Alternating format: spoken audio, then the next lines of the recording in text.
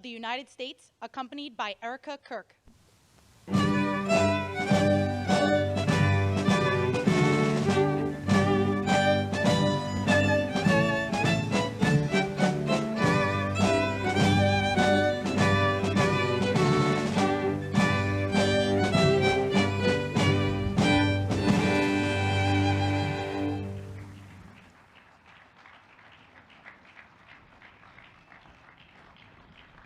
Thank you very much, everybody. Please, this is such an honor. This is please be seated. This is the first time we've been at the new and improved Rose Garden, and people are loving it. They're loving it like they've not loved a lot of things. We have the Presidential Walk of Fame, which you just saw, and that just opened, and we wanted to get it open for this occasion. We were hoping we were able to get outside, and the weather allowed us to. It was supposed to be a terrible rainy day. I was telling Eric, and God was watching, and he didn't want that for Charlie. He just didn't want that. So it's really beautiful. It couldn't be more beautiful. Today we're here to honor and remember a fearless warrior for liberty, beloved leader who galvanized the next generation like nobody I've ever seen before, and an American patriot of the deepest conviction, the finest quality and the highest caliber, the late, great Charlie Kirk.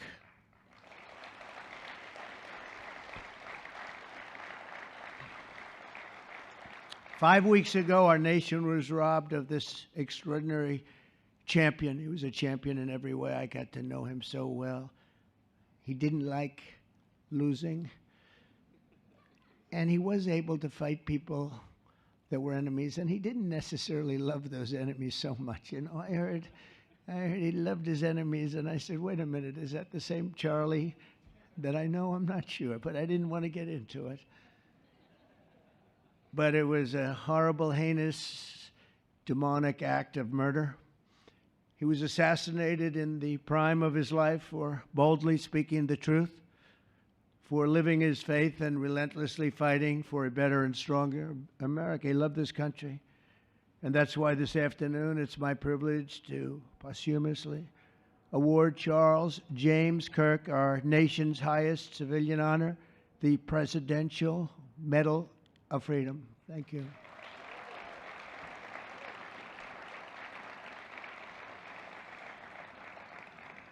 As you know, only hours ago, I returned from a very historic trip to secure peace in the Middle East. People said that couldn't be done. Charlie felt it could be done. Charlie felt it could be done. Thank you. Thank you.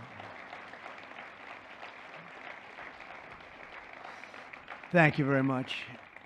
But I raced back halfway around the globe. I was going to call Erica and say, Erica, could you maybe move it to Friday? And I didn't have the courage to call. But you know why I didn't call? Because I heard today was Charlie's birthday. And I said, you know, that was a definite. And I said, we're going to have to forget about some of those very big, very rich countries that expected me to be there. And I can tell you, based on the length of that flight, I wouldn't want to go back tomorrow. But I would not have missed this moment for anything in the world. Nothing. And it's a very important time for our country, and our country is doing so well. It's never done better. We are a country with almost now $18 trillion of investment coming in. Nobody's ever seen anything like that. Previous administration had less than $1 trillion for 4 years. We have more than 18, it'll be much more than 20 by the time of the year, more than $20 trillion. There's never been a country in the world that had anything like that. What's happened to our country is incredible in a short period of time. Charlie was a big person for, sir, can we close up those borders, please, a little bit? You know, they're really leaking badly. I said, Charlie, I haven't gotten there yet.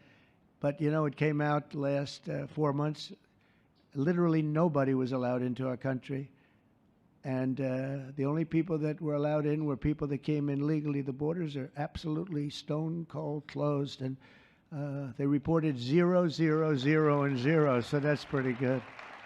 But he was a big believer. He wanted people in the country more than I did, frankly. He wanted them to come in legally, and he got his wish.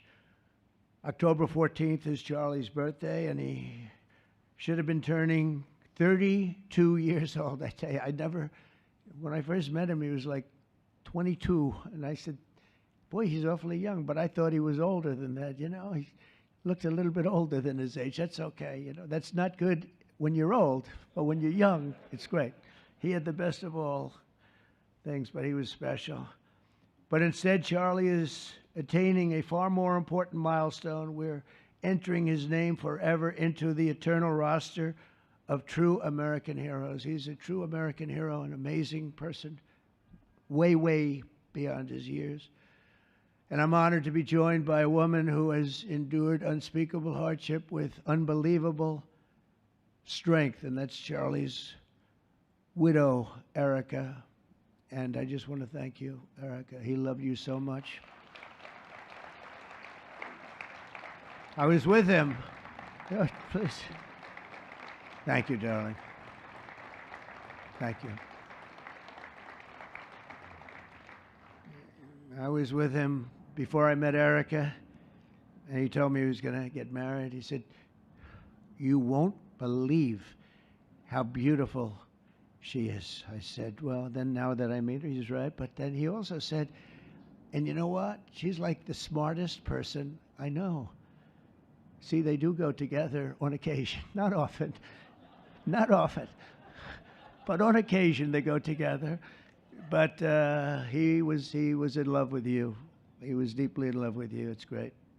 Erica, your love and courage have been an inspiration to all of us, and we will always be here for you, and we're always going to be here for your gorgeous, beautiful children, and we'll never forget what your family has sacrificed for our country. Man loved our country. When things were going badly for our country, he was so, as you know, angry. He would get angry because he said it doesn't have to be that way. We're also pleased to be joined by an incredible group of Charlie's friends, very powerful friends, actually, and some not so powerful, and they're actually better people, okay? I know them all. They're the less powerful ones. I have to tell you that, all of you power guys down here. The best ones in the group are the ones that are less successful, but that happens too. No, they're all great, and they're here. And let's start with Erica's father. Where is Erica's father? Where are you? Where are you, Dad? Oh, look at him. Wow. I want to get a hat like that, too. I like that. How are you? Nice to see you again. Thanks as well to Vice President J.D. Vance, who's been fantastic. J.D., thank you very much.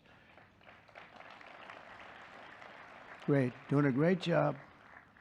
Did a great job on Sunday with George Slopadopoulos. I thought, put him away pretty good.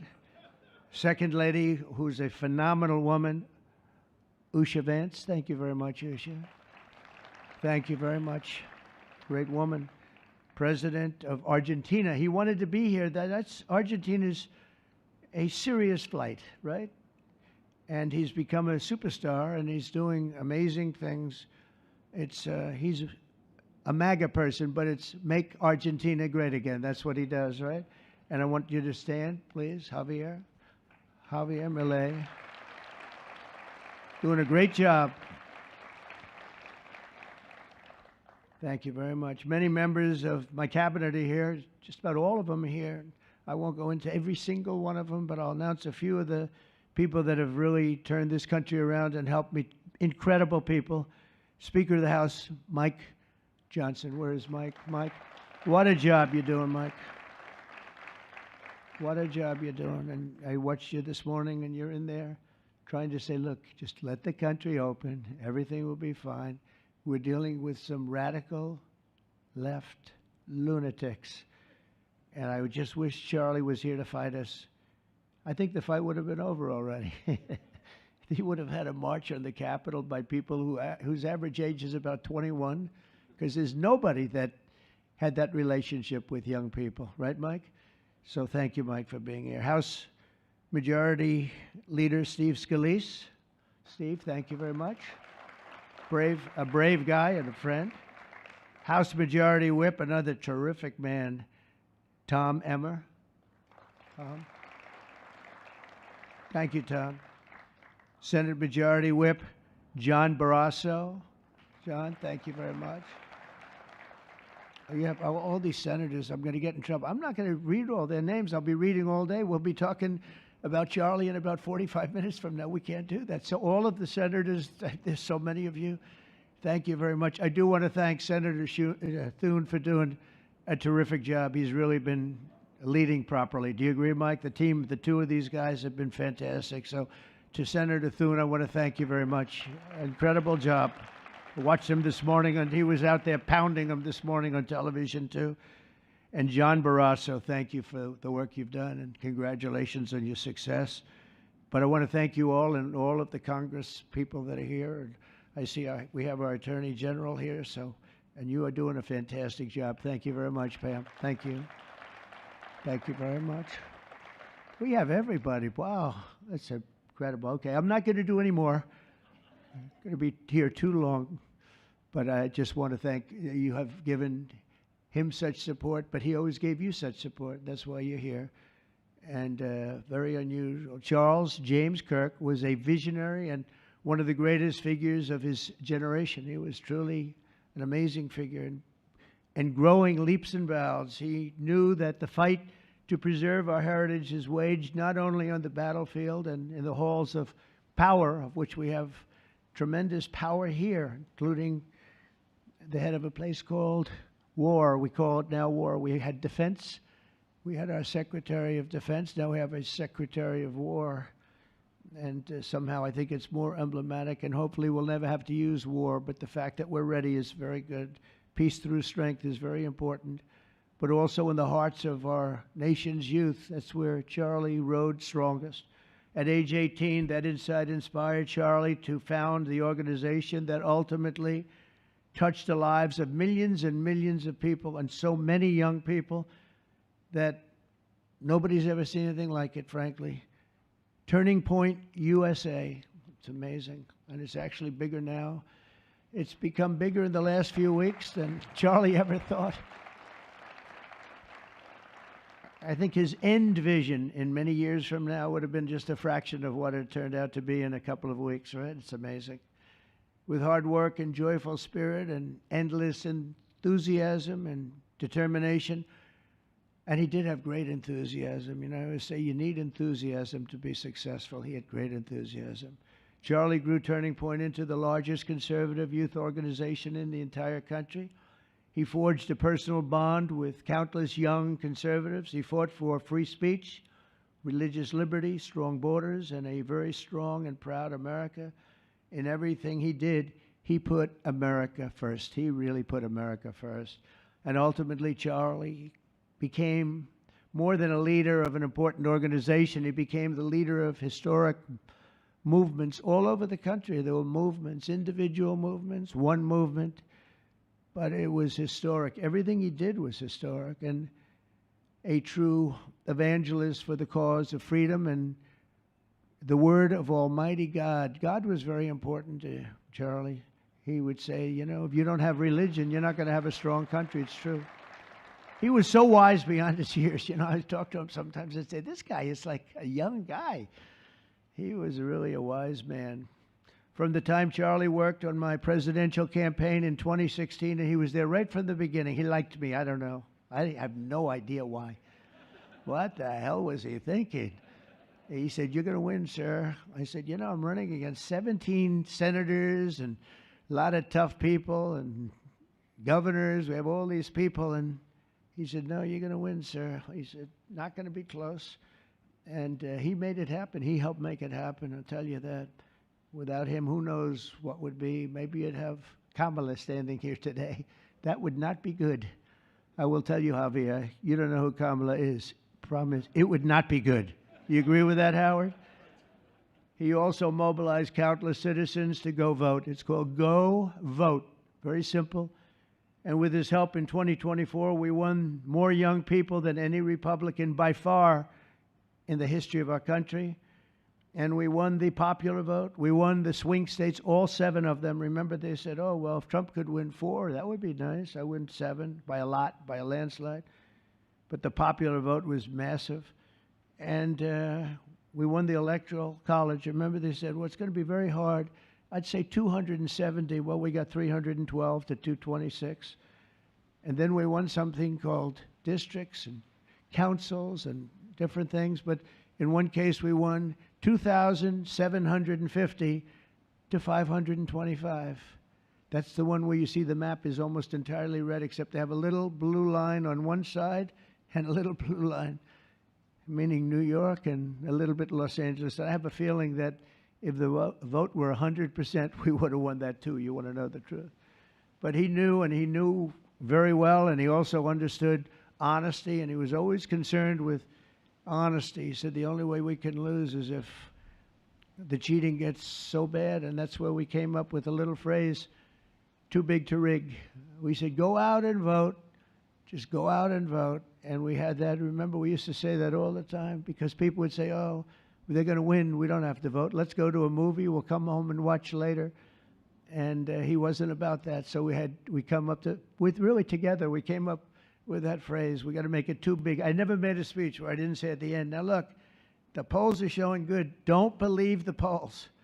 He said, we're going to make it, Susie, right? Too big to rig. So if you think we're going to win by a lot, doesn't matter. Pretend we're losing. You got to go out and vote. They voted. And at 9:02, the whole thing was over, right? 9:02. Remember they said, oh, this could go a few days. Well, it went a few minutes.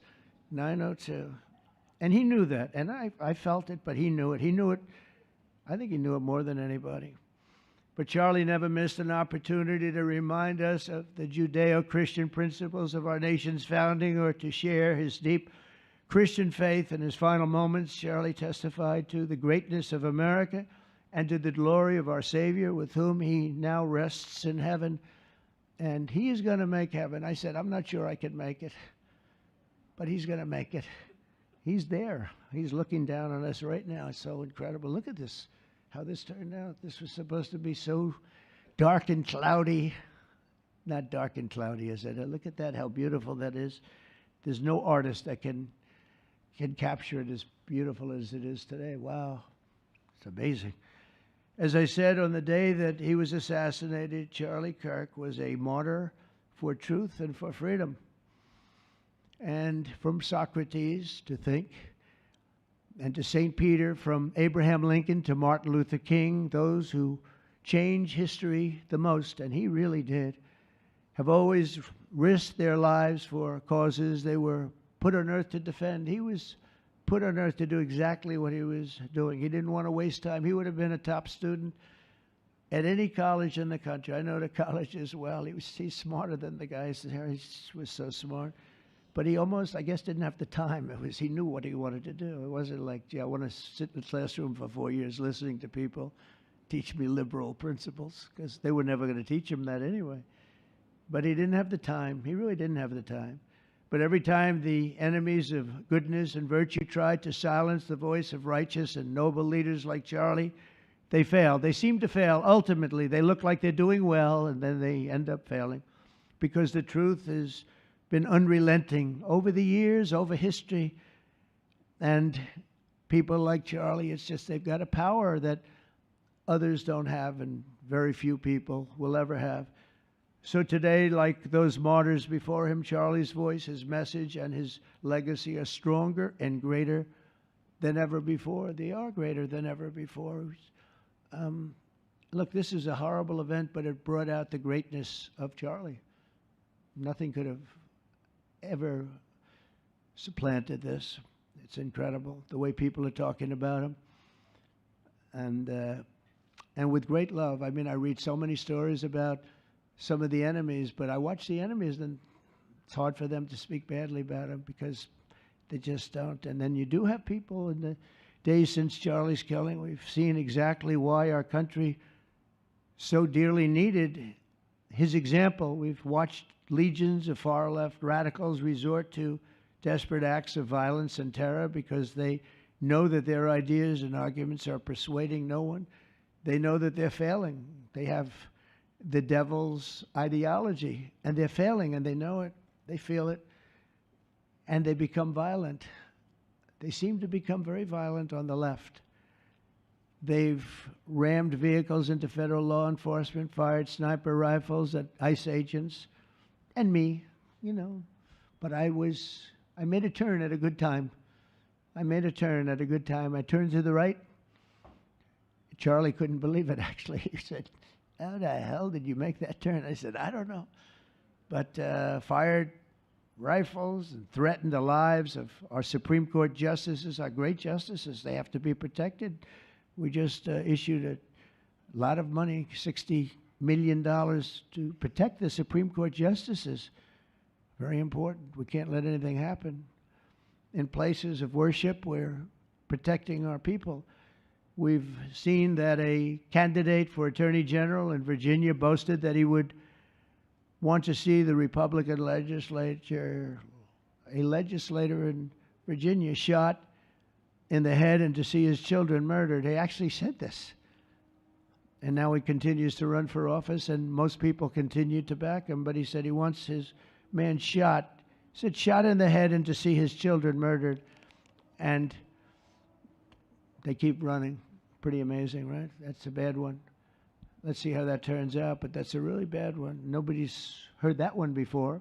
Especially in the wake of Charlie's assassination, our country must have absolutely no tolerance for this radical left violence, extremism, and terror.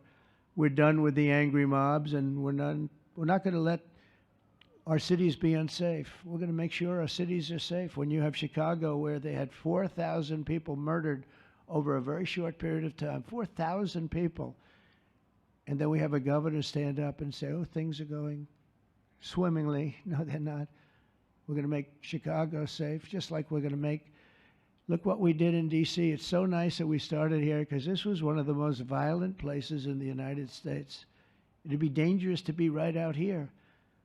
But you couldn't go to a restaurant. The restaurants were all dying. The whole place was dying. You'd have these gorgeous, look at the Washington Monument over there. You'd have these gorgeous buildings and monuments and structures.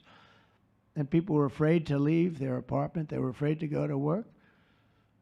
They'd get into an Uber, and they'd feel safe, and then the Uber would be attacked. They thought they made it to safety, and then the Uber was attacked on the trip in. But we've done a great job, and now it's considered a totally safe city. We haven't had problems. It took us 12 days to make it great. We took out, Pam, 1,700 hard criminals, career criminals in many cases, but these are hardened criminals. Many of them came in through the Biden open borders. We brought them back to the countries. And a couple were so violent that we put them in jail. We don't want to take a chance that they could get back in, because no matter how good we do, somebody can sneak in. They were so violent and so bad. One arrested 28 times. Every time he left prison, he'd get into a violent incident. 28 times. And we put him away for a long time. But we're done with the angry mobs. We're done with it. This is such an unbelievable place right now. You take a look where you can walk down the middle of the street with your wife or your husband. Your children can walk. They can walk alone. It doesn't matter. They can walk anywhere in Washington, and they're safe now. If this were a year ago, they'd have a serious chance of being badly hurt, even killed. They'd come in from Indiana, they'd come in from Iowa, they'd come from Florida to see their nation's capital, and somebody would have to call the parents, "I'm sorry, but your son or your daughter's been killed." Not anymore. You hear those sirens going off? That's good. That's a good sound. That means they either got the bad guy or they're going to stop the bad guy. You didn't hear that sound because nobody wanted to do anything. Nobody. Listen to the beauty of that sound. Seriously. And that's the real deal sirens. They're not politically correct sirens. You hear them, they're about 3 miles away. That's great. What a beautiful sound. They're stopping crime. That's what they're doing. So we're done with the voices of fools. They're fools. And death threats, and we're going to make our cities safe. And I thought it was Charlie's, one of his biggest dreams was that. He couldn't believe it. Chicago's going to be a great city again. We've already, we sent people in there 6 months ago, and this governor said, "Well, crime is down." Yeah, that's because we had the FBI in there for 6 months, just preparing it for the bigger surge. And they've done a great job, the cash and the FBI. They've done a great job. And they love doing it, you know. They love being able to do it. They were restricted from doing it. They couldn't do anything. And now they're totally unrestricted. All they have to do is stop crime. And they're doing it. By the way, Memphis, as you know, you heard they went in about a week ago. One of the most dangerous places in the country. It's really in the world. It's not just the country. They have very few cities that would compare to some of these cities. You go to Afghanistan, you say, oh, that's unsafe. Well, the crime numbers are much better than the crime numbers in places that we have. So Memphis, I understand, is doing unbelievably in 1 week. It's like a different place. And this took 12 days, and then after that, we just perfected it. But after 12 days, we had good safety here. After 1 month, it's like, it's really amazing. And by the way, restaurants are booming. Restaurants are opening up. The big problem we have, you can't get into a restaurant in D.C. anymore. So they're opening up. It's a beautiful thing to see. It's called safety. It's called law enforcement and letting them do their job. And that's why I said last month that I have directed the Attorney General and the Department of Homeland Security to confront the very real threat of left-wing terrorism in our country. It's a real threat. Not when you confront it, it's not, because they're not brave people. In fact, they're cowards. When you confront them, they immediately fold. You have to see them fold. You have to see them crying. They fold. But it includes dismantling the networks that fund them and finance them, and we're finding out who those networks are. We already know quite a few of them.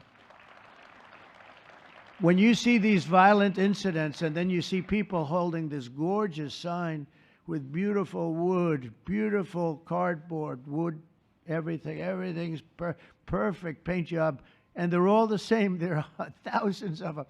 You know that they weren't made in the basement out of love. They were made by anarchists, and in some cases wealthy. I'll probably find some of my nice friends that are up there being so nice to me, especially lately. They're being very nice. But it surprises you who they may be, and you almost wonder why would they do it?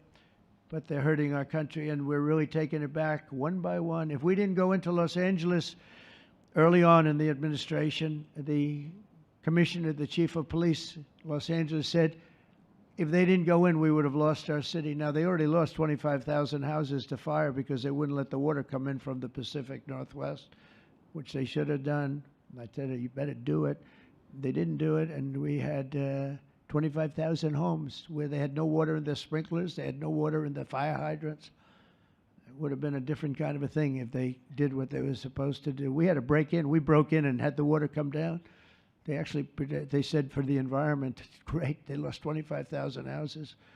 It's incredible. But the commissioner said without the federal government and President Trump's intervention, we would have lost the entire city. And we have the Olympics going there soon. I got the Olympics. We have the Olympics. We have the World Cup. And we have, most importantly, we have the 250th anniversary of our country. That's going to be most important. And all of these things are happening. And we're going to have safe cities. We're going to have very, very safe cities. So 1 month after Charlie's death, we still feel the terrible shock and the pain of his loss, like just about nobody I can think of. Charlie Kirk was one of a kind. He was unstoppable. And he really was. Boy, when he had an idea in his head, he would call me, sir, please, you haven't done it yet. I said, Charlie, relax. Just relax. He didn't relax. He'd call me the next day again. It got it done. But he was like indomitable and always will be. He's really irreplaceable. Nobody can replace him. But they're going to do great. But you can't replace that kind of person and that kind of talent, frankly. The word talent is an important word, but that kind of talent. So we hold his memory in our hearts forever. Every single day of this administration, we will continue to carry out the mission for which he lived, and he really did. He lived for this country. He lived for his wife and his family, but he lived for this country too. In Charlie's honor, we will continue like we have been to fight, and to win. We're going to win so much.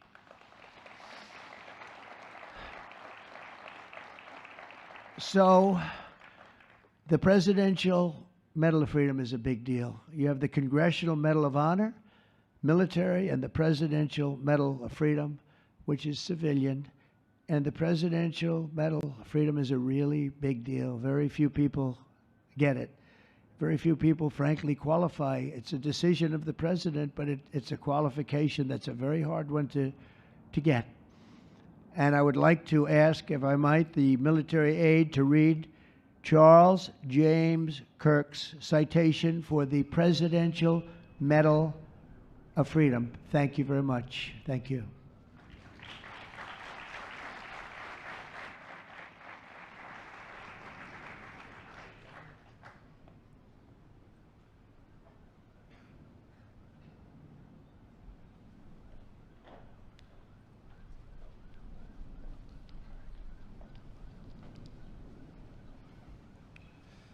The Presidential Medal of Freedom is awarded to Charles James Kirk. Accepting on behalf of Charlie is his wife, Mrs. Erica Kirk. Charlie Kirk was one of the most influential American political figures of his generation. At just 18 years old, he founded Turning Point USA and grew it into the largest conservative youth organization in the nation.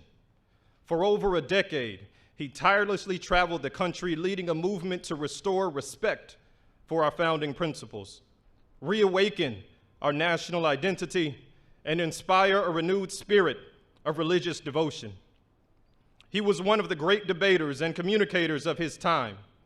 Despite receiving repeated threats, he remained undeterred and modeled courage, logic, humor, and grace to the next generation. On September 10th, 2025, at age 31, Charlie Kirk was assassinated while addressing a group of students. The United States honors him as a martyr for truth and freedom.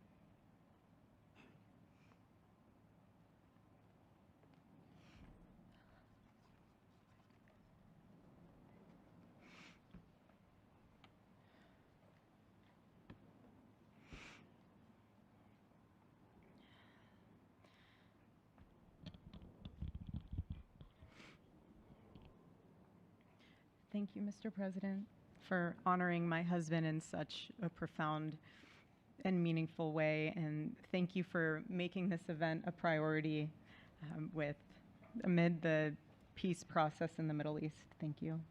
Very grateful. Charlie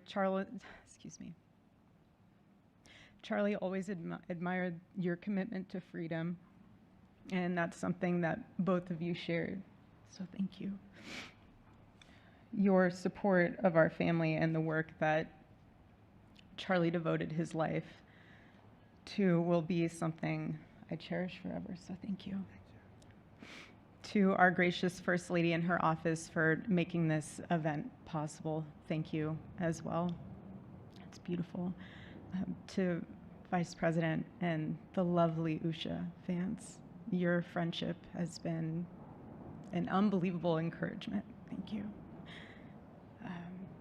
And to all our friends and family that are here and watching from all around the world, thank you for loving us. Thank you for praying for us and for believing in what Charlie believed in. And to our Turning Point USA staff and the Charlie Kirk Show staff, we love you more than you could ever know. And to the Turning Point USA chapters that are watching all across America right now, you are the heartbeat of this future and of this movement. Everything that Charlie built, you guys are the legacy holders of that. You are living proof that his mission did not die with him. It lives through you. And Charlie always said the next generation will decide whether freedom endures. And because of you, I know that freedom will endure. It will. And today we're gathered not only to celebrate Charlie's birthday, but to honor a truth that he gave his entire life to defend, and that's freedom. The very existence of the Presidential Medal of Freedom reminds us that the national interest of the United States has always been freedom. Our founders etched it into the preamble of our Constitution, and those words are not relics on parchment. They are a living covenant. The blessings of liberty are not man's invention, they are God's endowment. Charlie lived for those blessings, not as abstract words, but as sacred promises. He used to love to journal about this topic all the time, and with such a heart postured of gratitude. And he believed that liberty was both a right and a responsibility. And he used to say, freedom is the ability to do what is right without fear. And that's how he lived. He was free from fear. He was free from compromise, free from anything that could enslave his soul. His name, Charles, literally means free man. And that's exactly who my husband was. He was a free man. And from the time I met him, sitting across from him, being interviewed on politics and philosophy and theology, anything that Charlie loved, any topic he loved, and I just saw the fire in his soul, and there was this divine restlessness within him that came from knowing God placed him on this earth to protect something very, very sacred for all of us. And he never stopped fighting for people to experience freedom. He didn't. Charlie often said that without God, freedom becomes chaos. And he believed liberty could only survive when anchored to truth. And I remember in one of his speeches, he told the audience that the opposite of liberty isn't law. He said it's captivity. And that the freest people in the world are those whose hearts belong to Christ. But what's so powerful is that Charlie had the ability to communicate so brilliantly across all generations. And he reminded us that in a world that tells us freedom is doing whatever you want to do, the real freedom is the power to live freely and to do what is right. And in one of his journal entries, he wrote that he wanted everyone to know that you can't have liberty without moral responsibility. Freedom divorced from faith eventually just destroys itself. And what's so fascinating about all of this is looking back these past 12 years of Turning Point USA and his mission, there's almost this veil of sacredness. Because what I realize is that while he was building an organization, he was also building a movement, one that called people back to God, back to truth, and a movement that was filled with courage.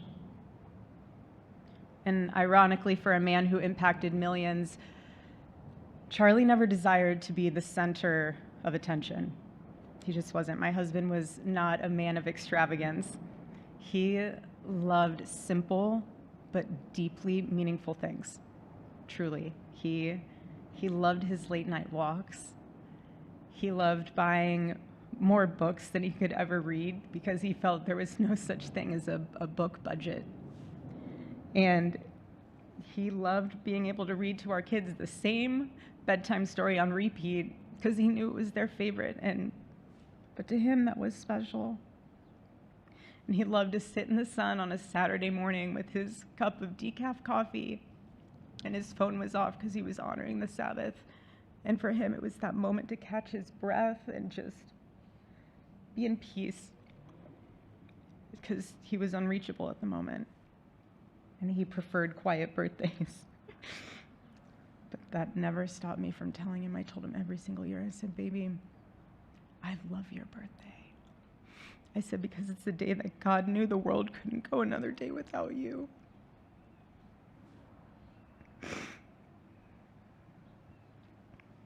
And so the rhythm of our usual birthday celebration for him was mint ice cream, mint chocolate chip ice cream. He only had it twice a year, on his birthday and 4th of July. It's just, and then after that, it was back to work as usual. But last year, his one birthday wish was to see the Oregon Ducks play the Ohio State. And they won. Oregon won that night. And it was by far one of the most memorable nights of his birthday experience of his life until today. And so, honestly, President Trump, I have spent 7.5 years trying to find the perfect birthday gift for Charlie. And it's so difficult. And those of you that have spouses or loved ones, you know how difficult it is sometimes to buy a gift for someone that you love, because he wasn't a materialistic man, so that also did not help.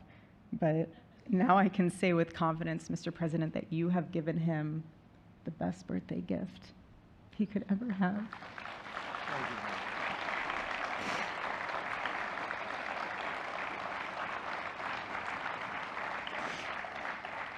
It's such an honor, and the recognition of a life lived for defending freedom. And that's what Charlie fought for until his last breath. And it was written across his chest in those final moments on one of his simple t-shirts that always carried a message, and this one bearing a single word, freedom. That was the banner over his life, and that shirt was a declaration.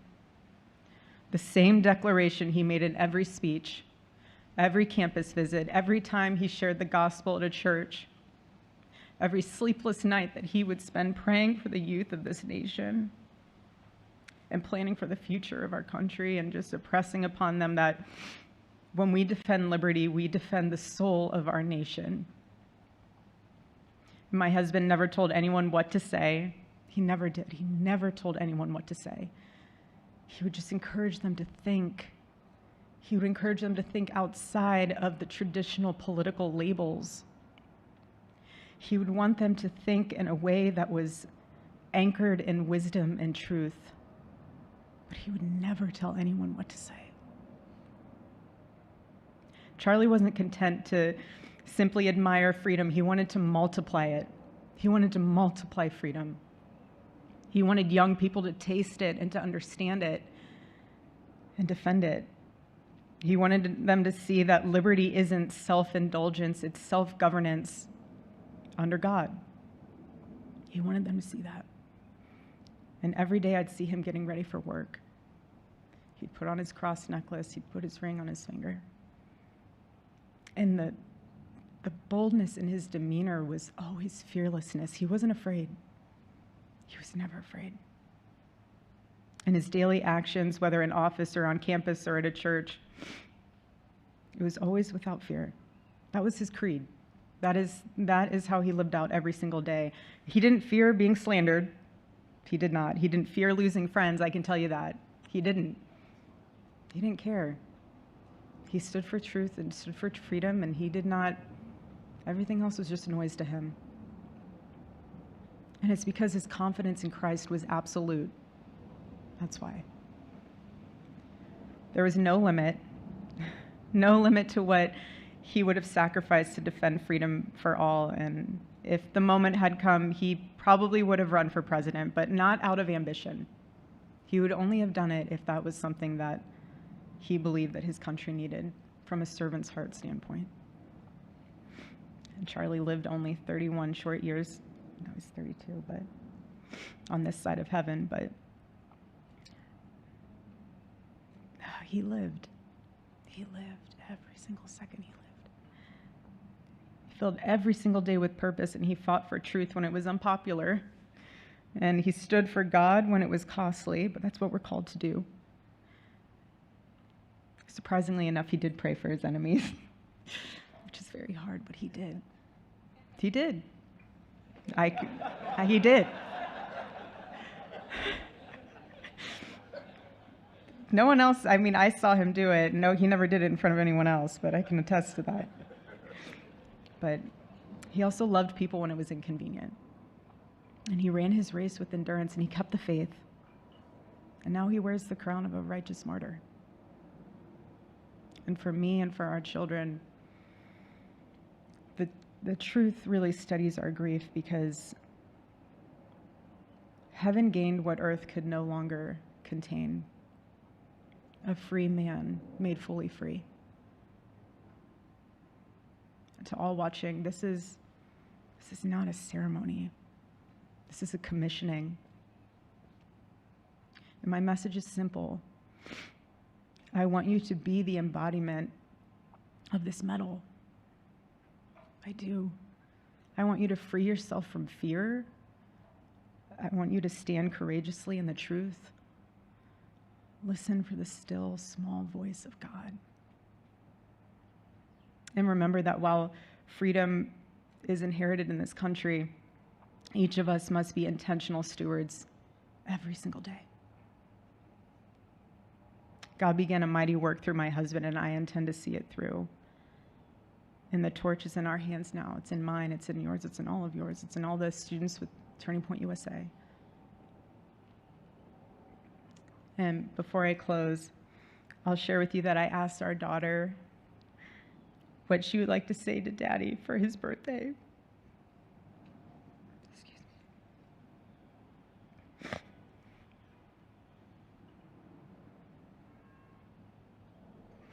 She said, "Happy birthday, Daddy. I want to give you a stuffed animal.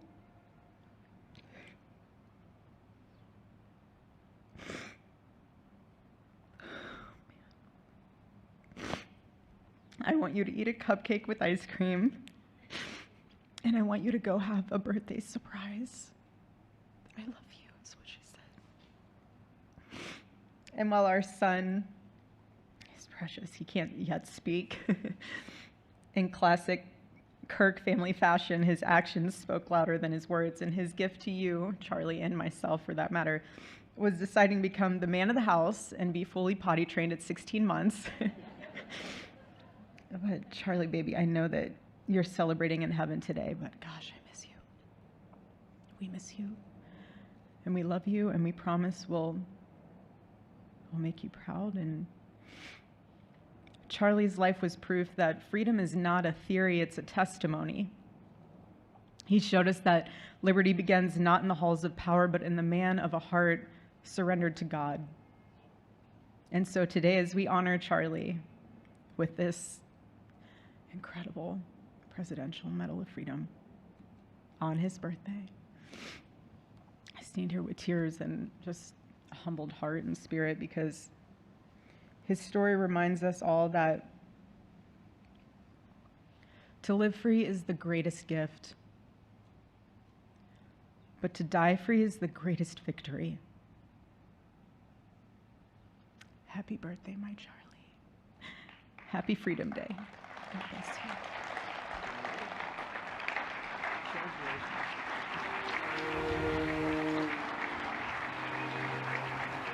you.